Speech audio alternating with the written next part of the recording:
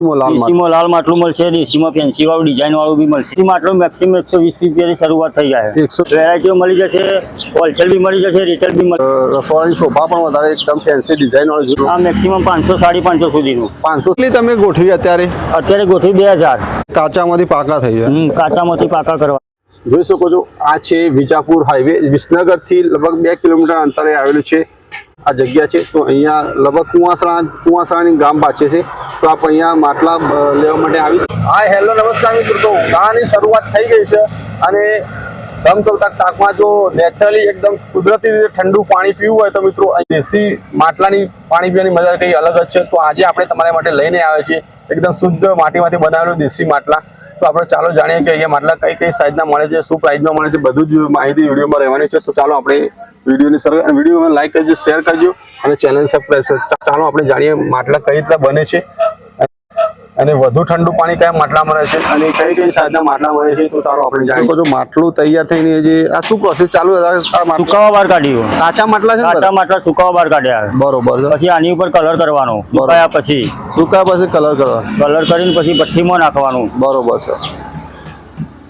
પછી આમાં અલગ અલગ ડિઝાઇન ના અલગ અલગ સાઈઝ ના ભાવ, અલગ અલગ માલ, વેરાયટી અલગ અલગ વેરાયટી બધી એક વેરાયટી બતાવી તો ડિઝાઇન વાળું છે. જોઈ શકો છો અલગ અલગ સાઈઝ. આપડા તો લાલ માટલું બી મળશે, દેશીમાં લાલ માટલું મળશે, દેશીમાં ફેન્સી વાળું ડિઝાઇન વાળું બી મળશે, ડિઝાઇન વાળું ફેન્સી બરાબર. પછી આ વ્હાઈટ બી મળશે, રાજસ્થાની. આ કેટલાથી શરૂઆત થઈ જાય દેશી માટલા? આ દેશી માટલું મેક્સિમમ 120 રૂપિયાથી શરૂઆત થઈ જાય. 120 રૂપિયા 120 થી શરૂઆત થઈ જાય. 500 સુધી માટલું મારા તો મળી જશે. બરોબર છે. ડિઝાઇન વાળા ફેન્સી.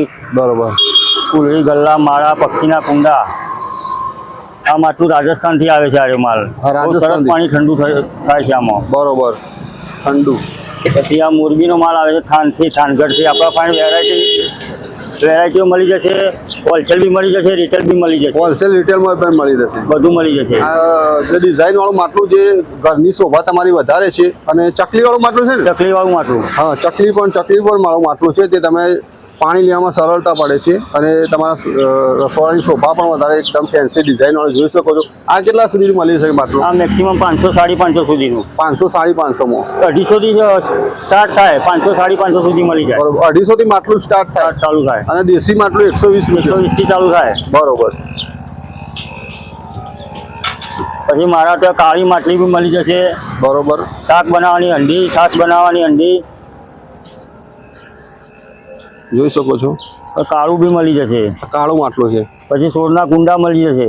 સોના કુંડા. આમાં પાણી ઠંડુ પાણી વધુ કયા માટલામાં? ઠંડુ પાણી વધુ દેશી માટલામાં વધુ થાય. દેશી માટલામાં એકદમ નેચરલી પાણી ઠંડુ એકદમ શુદ્ધ માટીમાંથી બનાવેલું. શુદ્ધ માટીમાંથી બનાવેલું. નેચરલી. આપણે તો છાશના બી મળી જશે. છાશ બનાવે.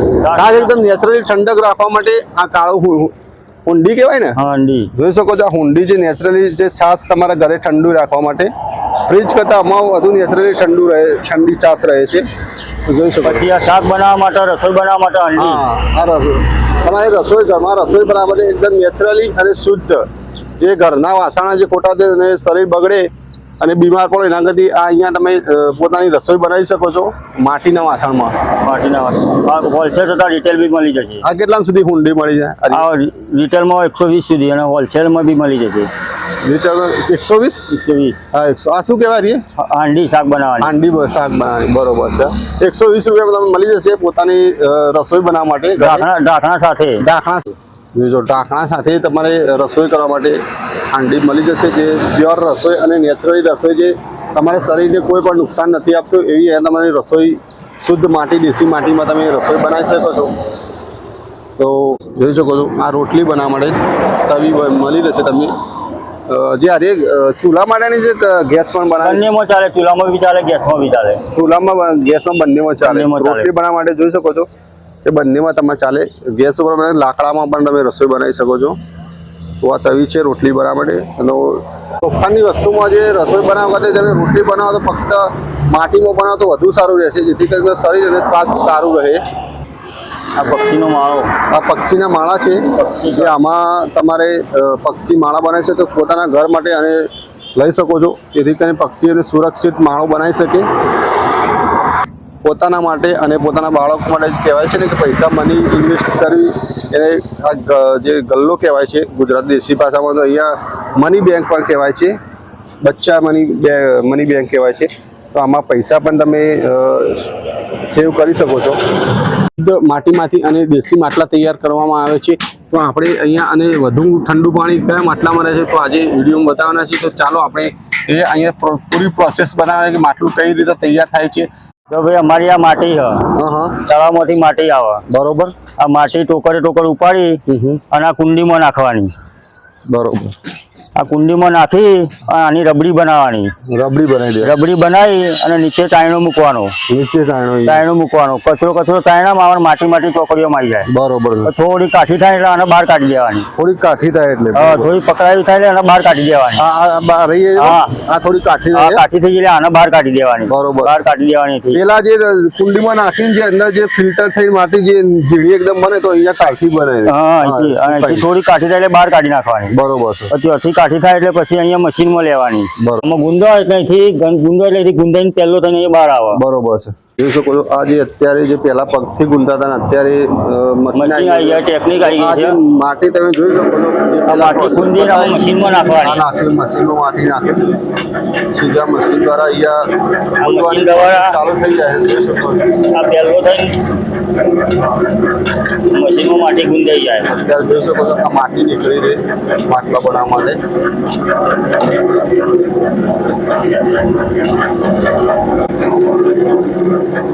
માટી જે અત્યારે ફિલ્ટર અત્યારે નીકળી ગઈ છે એ લઈને સીધું માટલું બની જાય છે. આ માટી તૈયાર થઈ ગઈ. આ માટી તૈયાર.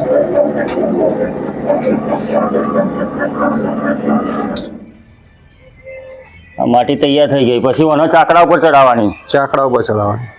બતાવું છું ત્યાં ચાકડા ઉપર ચાકડા પર ચડાવી. પછી ચાકડા પર ચડાવ્યા પછી આના પર માટલું એ બને, કુંડું એ બને, કુલડી એ બને, ગલ્લો એ બને. બરોબર. બધું ચાકડા પર બને. બધું ચાકડા. માટલું બનાવતા કેટલો સમય લાગે તમારો અંદાજે?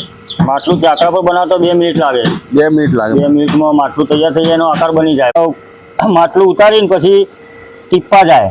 બરોબર. ટીપાઈને આવું મોટું થઈ જાય. આ બધી ભઠ્ઠીની પ્રોસેસ તે બહુ મોટી હોય ને. ભઠ્ઠીની પ્રોસેસ બહુ મોટી. માટલું બની ગયા પછી બહાર સુકાવા કાઢવું પડે. બરોબર. સુકાયા પછી એને કલર કરવો પડે. બરોબર. કલર કર્યા પછી એને ભઠ્ઠીમાં નાખવાનું. બરોબર.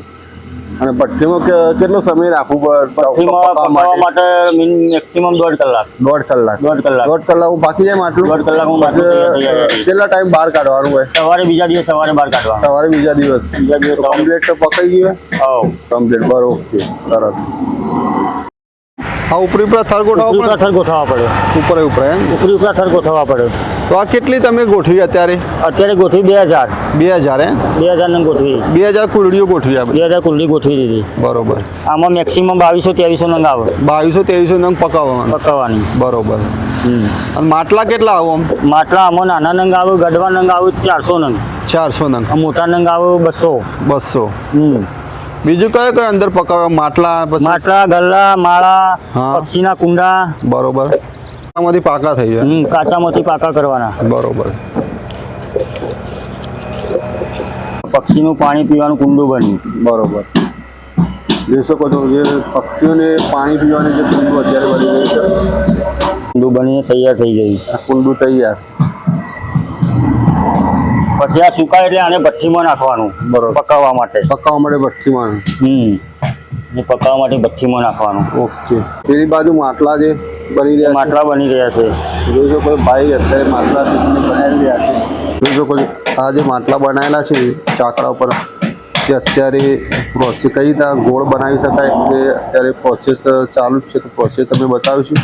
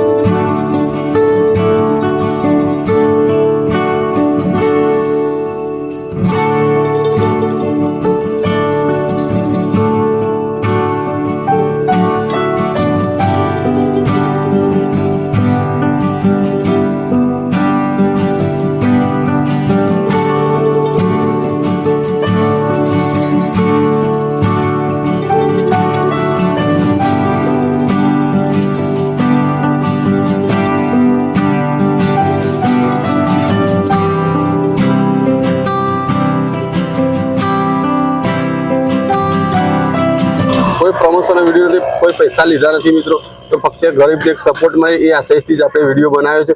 લાઈક કરજો, શેર કરજો અને ચેનલ સબસ્ક્રાઈબ કરજો.